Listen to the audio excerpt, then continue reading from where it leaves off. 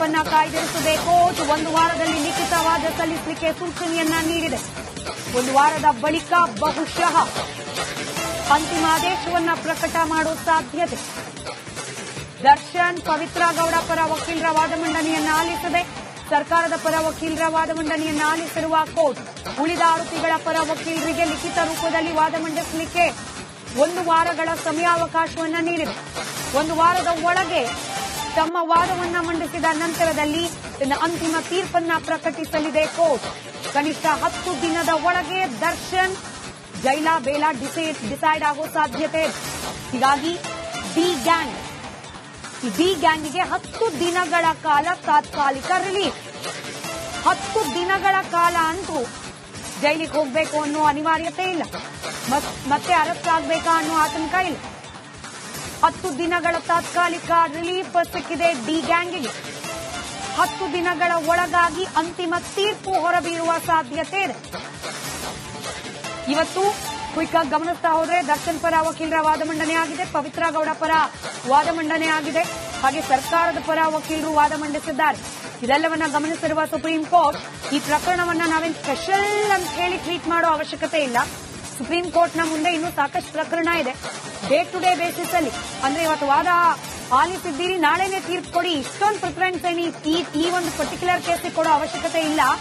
ನಮಗೆ ಯಾವಾಗ ತೀರ್ಪು ಕೊಡಬೇಕು ನಮಗೆ ಗೊತ್ತಿದೆ ಅಂತ ಹೇಳಿ ಕೋರ್ಟ್ ತಿಳಿಸಿದಂತೆ ಇದೆ. ದರ್ಶನ್ ಗ್ಯಾಂಗ್ಗೆ 10 ದಿನ ತಾತ್ಕಾಲಿಕ ರಿಲೀಫ್ ಸಿಕ್ಕಿದೆ. ಆದ್ರೆ ಈ ತಾತ್ಕಾಲಿಕ ರಿಲೀಫ್ ಕಂಪ್ಲೀಟ್ ರಿಲೀಫ್ ಆಗುತ್ತಾ ಇಲ್ವಾ ಅನ್ನೋದನ್ನ ಸುಪ್ರೀಂ ಕೋರ್ಟ್ನ ಅಂತಿಮ ಆದೇಶದ ಬಳಿಕವಷ್ಟೇ ನಿರ್ಧಾರ ಮಾಡಬೇಕು. ಥೈಲ್ಯಾಂಡ್ನಲ್ಲಿ ಶೂಟಿಂಗ್ ಮುಂದುವರಿಸಬಹುದು, ಹಾಗೆಂದು ಮಾತ್ರಕ್ಕೆ ಆರಾಮಾಗಿದ್ದೇನೆ ಅಂತ ಹೇಳಿ ಅನ್ಕೊಳ್ಳೋ ಹಾಗಿಲ್ಲ. ಪವಿತ್ರ ಗೌಡ ಕೂಡ ಒಟ್ಟಿಗೆ ಹೋಗ್ಬೋದು, ಆದ್ರೆ 10 ದಿನದ ಮೇಲೆ ಏನಾಗುತ್ತೆ ಅನ್ನೋ ಆತಂಕವನ್ನ ಮರೆಯೋ ಹಾಗಿಲ್ಲ. ದರ್ಶನ್ ಸೇರಿದಂತೆ ಉಳಿದ ಆರೋಪಿಗಳು ಇದ್ದಾರೆ ಪ್ರಕರಣದಲ್ಲಿ 17 ಮಂದಿ. ಅದರಲ್ಲಿ ಇವರಿಬ್ಬರನ್ನು ತೆಗೆದ್ರೆ ಇನ್ನೂ 15 ಮಂದಿ. ಈ ಎಲ್ಲರ ಪರ ವಕೀಲರಿಗೆ ಲಿಖಿತ ರೂಪದಲ್ಲಿ 1 ವಾರದ ಒಳಗೆ ವಾದವನ್ನ ಕೋರ್ಟ್ಗೆ ತಲುಪಿಸಲಿಕ್ಕೆ ಸೂಚನೆಯನ್ನ ನೀಡಲಾಗಿದೆ. 10 ದಿನಗಳ ನಂತರದಲ್ಲಿ ಜಾಮೀನು ಕುರಿತು ಆದೇಶವನ್ನ ಪ್ರಕಟಿಸುವ ಸಾಧ್ಯತೆ ಇದೆ.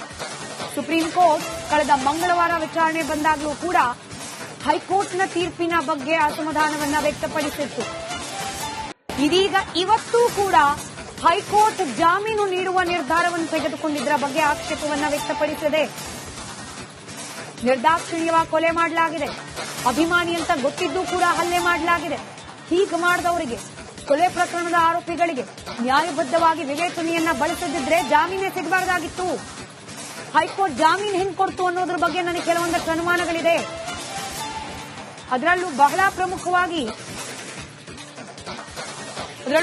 ಪ್ರಮುಖವಾಗಿ ಟ್ರಯಲ್ ಕೋರ್ಟ್ನಲ್ಲಿ ಈ ರೀತಿ ಎಡವಟ್ಟಾಗಿದ್ರೆ ನಾವು ಒಪ್ಕೊಳ್ಬಹುದಾಗಿತ್ತು. ಆದ್ರೆ ಹೈಕೋರ್ಟ್ ಹಿಂಗ್ ತೀರ್ಪು ಕೊಟ್ಟಿರೋದು ನಮಗ್ ಸ್ವಲ್ಪ ಅಸಮಾಧಾನ ಇದೆ ಅಂತ ಹೇಳಿ ನೇರವಾಗಿ ತಿಳಿಸಿದೆ ಸುಪ್ರೀಂ ಕೋರ್ಟ್. ಹೀಗಾಗಿ 10 ದಿನಗಳ ಬಳಿಕ ಯಾವ ರೀತಿಯಾದ ಆದೇಶವನ್ನ ಹೊರಗೆ ಹಾಕುತ್ತೆ ಕೋರ್ಟ್ ಅನ್ನೋದ್ರ ಅನುಮಾನ ಇದೆ. ಮತ್ತಷ್ಟು ಡೀಟೇಲ್ಸ್ ನಮ್ಮ ಪ್ರತಿನಿಧಿ ಮಾದೇಶ್ ನೀಡ್ತಾರೆ, ನೇರ ಸಂಪರ್ಕದಲ್ಲಿದ್ದಾರೆ. ಮಾದೇಶ್, ನಿರಾಳನೂ ಇಲ್ಲ, ನಿರಾತಂಕವಾಗಿರೋ ಪರಿಸ್ಥಿತಿನೂ ಇಲ್ಲ, ಹಾಗಂತ ತಕ್ಷಣಕ್ಕೇನೂ ಆತಂಕ ಇಲ್ಲ. ಹಿಂಗಿದೆಯಾ ದರ್ಶನ್ ಪರಿಸ್ಥಿತಿ?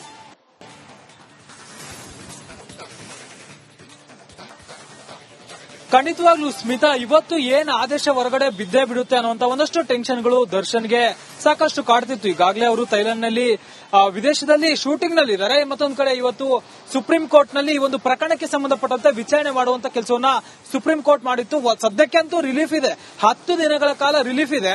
ಆದ್ರೆ ಇವತ್ತು ಸುಪ್ರೀಂ ಕೋರ್ಟ್ ವಿಚಾರಣೆ ನಡೆಸಿದಂತ ರೀತಿ ನೋಡಿದ್ರೆ ನಿಜಕ್ಕೂ ಕೂಡ ದರ್ಶನ್ ಬೇಲ್ ಕ್ಯಾನ್ಸಲ್ ಆಗುವಂತ ಬಹುತೇಕ ಸಾಧ್ಯತೆಗಳಿದೆ ಅನ್ನೋಂತಾನೆ ಹೇಳ್ಬೋದು. ಯಾಕಂದ್ರೆ ಆ ಮಟ್ಟಿಗೆ ಇವತ್ತು ಸುಪ್ರೀಂ ಕೋರ್ಟ್ ಒಂದಷ್ಟು ಅಭಿಪ್ರಾಯಗಳನ್ನ ವ್ಯಕ್ತಪಡಿಸುವಂತ ಕೆಲಸವನ್ನು ಮಾಡಿತ್ತು. ಕಳೆದ ಬಾರಿ ಅಂದ್ರೆ 17ನೇ ತಾರೀಕಿಗೆ ನಡೆಸಿದಂತ ವಿಚಾರಣೆ ವೇಳೆ ಕೂಡ ಇದಕ್ಕಿಂತ ಒಂದು ರೀತಿ ವ್ಯಾಖ್ಯಾನವನ್ನು ವ್ಯಕ್ತಪಡಿಸಿತ್ತು. ಆದ್ರೆ ಇವತ್ತು ಒಂದಷ್ಟು ಅಂಶಗಳು ಜೊತೆಗೆ ಸರ್ಕಾರದ ಪರ ವಕೀಲರು ವಾದ ಮಾಡಿರುವಂತಹ ಒಂದಷ್ಟು ಅಂಶಗಳನ್ನ ಪರಿಗಣಿಸಿ ಯಾವ ರೀತಿಯಾದಂತಹ ಒಂದಷ್ಟು ಅಭಿಪ್ರಾಯನ ವ್ಯಕ್ತಪಡಿಸ್ತಂದ್ರೆ ನೇರವಾಗಿ ಒಂದಷ್ಟು ವಿಚಾರಗಳನ್ನ ಹೇಳ್ತು. ಯಾವ ಒಂದು ಮಾಹಿತಿಯನ್ನ ಆಧಾರದ ಮೇಲೆ ಹೈಕೋರ್ಟ್ ಜಾಮೀನನ್ನ ಕೊಡ್ತು, ಇಲ್ಲಿ ಇಷ್ಟೊಂದು ಬ್ರೂಟಲ್ ಮರ್ಡರ್ ಕೇಸ್ ಆಗಿದೆ, ಇದರಲ್ಲಿ ಕಾನ್ಸ್ಪಿರಸಿ ಇದೆ, ಸಾಕಷ್ಟು ಸಾಕ್ಷಿಗಳಿದಾವೆ, ಜೊತೆಗೆ ಇಬ್ಬರು ಐ ವಿಟ್ನೆಸ್ಗಳು ಮುಖ್ಯವಾದಂತಹ ಹೇಳಿಕೆಗಳನ್ನ ಇಲ್ಲಿ ರೆಕಾರ್ಡ್ ಮಾಡಿದ್ದಾರೆ. ಸಾಕಷ್ಟು ಸಾಂದರ್ಭಿಕ ಸಾಕ್ಷ್ಯಗಳಿದೆ, FSL ನ ರಿಪೋರ್ಟ್ಗಳಿದೆ. ಅದೆಲ್ಲವೂ ಇದ್ರೂ ಕೂಡ ಯಾಕೆ ಅವೆಲ್ಲವನ್ನು ಕೂಡ ಇಲ್ಲಿ ಹೈಕೋರ್ಟ್ ಯಾಕೆ ಪರಿಗಣನೆಗೆ ತೆಗೆದುಕೊಳ್ಳಿಲ್ಲ ಅನ್ನುವಂತ ಒಂದಷ್ಟು ವಿಚಾರಗಳನ್ನ ಸುಪ್ರೀಂ ಕೋರ್ಟ್ ಹೇಳುವಂತ ಕೆಲಸವನ್ನು ಮಾಡಿತು. ಇದರ ಬಗ್ಗೆ ದರ್ಶನ್ ಪರ ವಕೀಲರಾದಂತಹ ಸಿದ್ಧಾರ್ಥ್ ದವೆ ಅವರಿಗೂ ಕೂಡ ಪ್ರಶ್ನೆ ಮಾಡುವಂತ ಕೆಲಸವನ್ನ ಸುಪ್ರೀಂ ಕೋರ್ಟ್ ಮಾಡಿತು. ಅಂದ್ರೆ ಈಗಾಗಲೇ ಒಂದು ಆದೇಶದ ಬಗ್ಗೆ, ಹೈಕೋರ್ಟ್ ನ ಆದೇಶದ ಬಗ್ಗೆ ತೀವ್ರ ಕಳವಳ ಇದೆ ನಮ್ಗೆ. ಇಂತಹ ಪ್ರಕರಣದಲ್ಲೂ ಕೂಡ, ಇಂತಹ ಮರ್ಡರ್ ಕೇಸ್ ನಲ್ಲೂ ಕೂಡ ಅದು ಹೇಗೆ ಈಸಿಯಾಗಿ ಜಾಮೀನು ಕೊಡೋಕೆ ಸಾಧ್ಯ ಹೈಕೋರ್ಟ್ ಅನ್ನುವಂತ ಒಂದಷ್ಟು ಪ್ರಶ್ನೆಗಳನ್ನ ಮಾಡುವಂತ ಕೆಲಸವನ್ನ ಸುಪ್ರೀಂ ಕೋರ್ಟ್ ಮಾಡಿತು. ಇದರ ಜೊತೆಗೆ ಸರ್ಕಾರದ ಪರ ವಕೀಲರಾದಂತಹ ಸಿದ್ಧಾರ್ಥ್ ಲೂಥ್ರಾ ಅವರು ಕೂಡ ಪ್ರಕರಣದ ಗಂಭೀರತೆ ಬಗ್ಗೆ, ಜೊತೆಗೆ ಪ್ರಕರಣ ಹೇಗೆಲ್ಲ ಆಯ್ತು, ಈ ಒಂದು ಪ್ರಕರಣದಲ್ಲಿ ಯಾರೆಲ್ಲ ಭಾಗಿಯಾಗಿದ್ರು ಅನ್ನೋದ್ರ ಬಗ್ಗೆ ನೀಟಾಗಿ ಪೀಠಕ್ಕೆ ಎಕ್ಸ್ಪ್ಲೇನ್ ಮಾಡುವಂತ ಕೆಲಸವನ್ನ ಮಾಡಿದ್ರು. ಕಿಡ್ನಾಪ್ ಆದಾಗಿಂದಲೂ ಕೂಡ, ಅಂದ್ರೆ ಪ್ರಕರಣ ಶುರುವಾದಾಗಿಂದಲೂ ಕೂಡ ಯಾರ್ಯಾರ ಪಾತ್ರ ಹೇಗಿದೆ, ಎಲ್ಲಿ ಬಂದ್ರು, ವಿಟ್ನೆಸ್ ಗಳು ಏನೆಲ್ಲ ಹೇಳಿಕೆ ನೀಡಿದ್ರು, ಜೊತೆಗೆ ಆರೋಪಿಗಳ ಫೋಟೋದಲ್ಲಿ ಏನೆಲ್ಲ ಪತ್ತೆ ಆಗಿತ್ತು, ಸಾಕ್ಷಿಗಳೇನೇನಿದೆ, ಮರಣೋತ್ತರ ಪರೀಕ್ಷೆಯಲ್ಲಿ ಏನ್ ರಿಪೋರ್ಟ್ ಇದೆ, ಇವೆಲ್ಲವನ್ನು ಕೂಡ ಉಲ್ಲೇಖ ಮಾಡುವಂತ ಕೆಲಸವನ್ನ ಸಿದ್ಧಾರ್ಥ್ ಲೂಥ್ರಾ ಅವರು ಮಾಡಿದ್ರು. ಒಂದಷ್ಟು ಸಂಕ್ಷಿಪ್ತ ವಿವರಣೆಯನ್ನ ಪೀಠಕ್ಕೆ ನೀಡುವಂತ ಕೆಲಸವನ್ನು ಮಾಡಿದ್ರು. ಈಗಾಗಲೇ ಈ ಪ್ರಕರಣದ ಬಗ್ಗೆ ಒಂದಷ್ಟು ಆದೇಶಗಳನ್ನ ಪರಿಶೀಲನೆ ಮಾಡಿದ್ದಂತ ಸುಪ್ರೀಂ ಕೋರ್ಟ್ ಆಲ್ರೆಡಿ ಹೈಕೋರ್ಟ್ ನ ಆದೇಶ ಅಷ್ಟೊಂದು ಸರಿ ಇಲ್ಲ ಅನ್ನುವಂತ ವಿಚಾರವನ್ನ ಇತ್ತು. ಜೊತೆಗೆ ಈಗ ಅಂಶಗಳನ್ನ ಇವತ್ತು ಒಂದಷ್ಟು ಚಾರ್ಜ್ ಶೀಟ್ ನಲ್ಲಿರುವಂತಹ ಅಂಶಗಳು ವಿತ್ ಎವಿಡೆನ್ಸ್ ಮತ್ತೆ ವಿತ್ ಕೆಲವೊಂದು FSL ಮತ್ತೆ ಮರಣೋತ್ತರ ಪರೀಕ್ಷೆ ರಿಪೋರ್ಟ್ ಗಳನ್ನ ಮುಂದಿಟ್ಟು ಸರ್ಕಾರದ ಪರ ವಕೀಲರು ಇಂತಹ ಪ್ರಕರಣದಲ್ಲಿ ಜಾಮೀನನ್ನ ಕೊಡಬಾರದಾಗಿತ್ತು, ಇಷ್ಟೊಂದು ಸೀರಿಯಸ್ ಇದೆ ಒಂದು ಕೇಸ್ ಅಂತೇಳಿ ದರ್ಶನ್ ನ ಜಾಮೀನು ರದ್ದು ಮಾಡುವಂತ ವಿಚಾರವಾಗಿ ಉಲ್ಲೇಖ ಮಾಡುವಂತ ಕೆಲಸವನ್ನು ಮಾಡಿತು. ನಂತರ ದರ್ಶನ್ ಪರ ವಕೀಲರು ಸಿದ್ಧಾರ್ಥ್ ದವೆ ಅವರು ಕೂಡ ಒಂದಷ್ಟು ಅಂಶಗಳನ್ನ ಹೇಳಕ್ಕೆ ಇಲ್ಲಿ ಮುಂದಾಗ್ತಾರೆ. ಹೈಕೋರ್ಟ್ ನಲ್ಲಿ ಏನ್ ಪೊಲೀಸರ ಒಂದಷ್ಟು ಲೋಪಗಳನ್ನ ಉಲ್ಲೇಖ ಮಾಡುವಂತ ಕೆಲಸವನ್ನ ಮಾಡಲಾಗಿತ್ತಲ್ಲ, ಅದೇ ರೀತಿಯಾದಂತಹ ಒಂದಷ್ಟು ವಿಚಾರಗಳು ಕೂಡ ಸುಪ್ರೀಂ ಕೋರ್ಟ್ ನಲ್ಲಿ ಇವತ್ತು ಪ್ರಸ್ತಾಪ ಆಯಿತು. ಪೊಲೀಸರಲ್ಲಿ ಯಥಾವತ್ತಾಗಿ ಪೊಲೀಸರು ಏನ್ ಹೇಳಿಕೆಗಳನ್ನು ದಾಖಲಿಸಬೇಕಿತ್ತು ಅದೇ ರೀತಿಯಾದಂತಹ ಹೇಳಿಕೆಗಳನ್ನ ಇಲ್ಲಿ ವಿಟ್ನೆಸ್ ಗಳು ದಾಖಲೆ ಮಾಡಿದ್ದಾರೆ ಅಂತ ಹೇಳಿದ್ರು. ಜೊತೆಗೆ ಸಿಸಿಟಿವಿಯಲ್ಲಿ ಓಡಾಟ ಮಾಡಿದಂತವರ ಒಂದಷ್ಟು ಐಡೆಂಟಿಫಿಕೇಶನ್ ಇಲ್ಲ ಆಗಿಲ್ಲ, ಹೀಗಾಗಿ ಇಲ್ಲಿ ಒಂದಷ್ಟು ಪೊಲೀಸರ ಲೋಪಗಳಿದೆ ಅಂತ ಹೇಳಿ ಸಿದ್ಧಾರ್ಥ್ ದಾವೆ ಅವರು ವಾದವನ್ನ ಮಂಡನೆ ಮಾಡುವಂತ ಕೆಲಸವನ್ನು ಮಾಡಿದ್ರು. ಆದ್ರೆ ಬೇರೆ ಸಾಕ್ಷಿಗಳು ಇಲ್ಲಿ ಸಾಕಷ್ಟು ಇದಾವೆ, ಸುಮಾರು 272 ಸಾಕ್ಷಿಗಳಿದಾವೆ. ಆದ್ರೂ ಕೂಡ ಯಾಕೆ ಇಲ್ಲಿ ಹೈಕೋರ್ಟ್ ಪರಿಗಣನೆಗೆ ತಗೊಂಡಿಲ್ಲ ಅಂತ ಹೇಳಿ ಸುಪ್ರೀಂ ಕೋರ್ಟ್ ಒಂದಷ್ಟು ಪ್ರಶ್ನೆ ಮಾಡುವಂತ ಕೆಲಸವನ್ನ ಮಾಡಿತು. ಇದರ ಜೊತೆಗೆ ಇಲ್ಲಿ ಸಾಂದರ್ಭಿಕ ಸಾಕ್ಷ್ಯಗಳು ಜೊತೆಗೆ ಇಬ್ಬರು ನೀಡಿರುವ ಐ ವಿಟ್ನೆಸ್ ಗಳು ನೀಡಿರುವಂತಹ ಹೇಳಿಕೆಯ ಬಗ್ಗೆ ತೀವ್ರವಾಗಿ ಪರಿಗಣಿಸುವಂತೆ ಕಾಣ್ತಿದೆ ಸುಪ್ರೀಂ ಕೋರ್ಟ್. ಹೀಗಾಗಿ ದರ್ಶನ್ ಪರ ವಕೀಲರಿಗೆ ಒಂದಷ್ಟು ಪ್ರಶ್ನೆಯನ್ನ ಮೇಲಿಂದ ಮೇಲ್ ಮಾಡಿತು.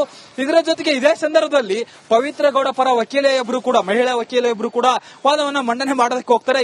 ಈ ವೇಳೆ ಸಂದರ್ಭದಲ್ಲೂ ಕೂಡ ಒಂದಷ್ಟು ಪ್ರಶ್ನೆಗಳನ್ನ ಸುಪ್ರೀಂ ಕೋರ್ಟ್ ಅವರಿಗೆ ಕೇಳುತ್ತೆ. ಅಂದ್ರೆ ಈ ಒಂದು ಪ್ರಕರಣದಲ್ಲಿ ನೀವಿಲ್ಲ ಅಂದ್ರೆ ಇಲ್ಲಿ ದರ್ಶನ್ ಬರ್ತಾನೆ ಇರಲಿಲ್ಲ, ನಿಮ್ಮಿಂದನೇ ಈ ಒಂದು ಪ್ರಕರಣ ಶುರುವಾಗಿದೆ ಅಂತೇಳಿ ಪವಿತ್ರ ಗೌಡ ಪರ ವಕೀಲರಿಗೆ ಸುಪ್ರೀಂ ಕೋರ್ಟ್ ಜಡ್ಜ್ ಅವರು ಕೇಳುವಂತ ಪ್ರಶ್ನೆಯನ್ನ ಮಾಡ್ತಾರೆ. ಜೊತೆಗೆ ಅವ್ರಿಗೆ ಎಷ್ಟು ವಯಸ್ಸಿತ್ತು, ಯಾಕೆ ಏನಾಯ್ತು ಅನ್ನೋದಕ್ಕೆ ಸಂಬಂಧಪಟ್ಟಂತೆ ಕೇಳ್ತಾರೆ. ಜೊತೆಗೆ ಅವರಿಗೆ ಡಿವೋರ್ಸ್ ಆಗಿತ್ತಾ, ಏನ್ ಕೆಲಸ ಮಾಡ್ತಿದ್ದಾರೆ, ಇವೆಲ್ಲವನ್ನು ಕೂಡ ಮಾಹಿತಿಯನ್ನ ಕೇಳುವಂತ ಕೆಲಸವನ್ನು ಮಾಡ್ತಾರೆ. ಆದ್ರೆ ಅದಕ್ಕೂ ಮುಂಚೆ ಇಂಪಾರ್ಟೆಂಟ್ಲಿ ಒಂದಷ್ಟು ಅಂಶಗಳನ್ನ ಸುಪ್ರೀಂ ಕೋರ್ಟ್ ಅಲ್ಲಿ ಉಲ್ಲೇಖ ಮಾಡುತ್ತೆ. ಹೈಕೋರ್ಟ್ ನ ಆದೇಶದ ಬಗ್ಗೆ ನೇರವಾಗಿ ಕಳವಳ ವ್ಯಕ್ತಪಡಿಸುತ್ತೆ. ನಮಗೆ ತೀವ್ರ ಕಳವಳ ಇದೆ ಈ ಒಂದು ಪ್ರಕರಣದಲ್ಲಿ. ಈ ರೀತಿಯಾದಂತಹ ಪ್ರಕರಣಗಳಲ್ಲಿ ಹೈಕೋರ್ಟ್ ಇಂತಹ ತಪ್ಪು ಹೆಂಗ್ ಮಾಡುತ್ತೆ? ಟ್ರಯಲ್ ಕೋರ್ಟ್ ನಲ್ಲಿ ಈ ರೀತಿಯಾದಂತಹ ತಪ್ಪು ಮಾಡಿದ್ರೆ ಟ್ರಯಲ್ ಕೋರ್ಟ್ ನ ಅದನ್ನ ನಾವು ಮಾಡಬಹುದು, ಅದನ್ನ ಸಮಾಧಾನವಾಗಿ ತಗೋಬಹುದು.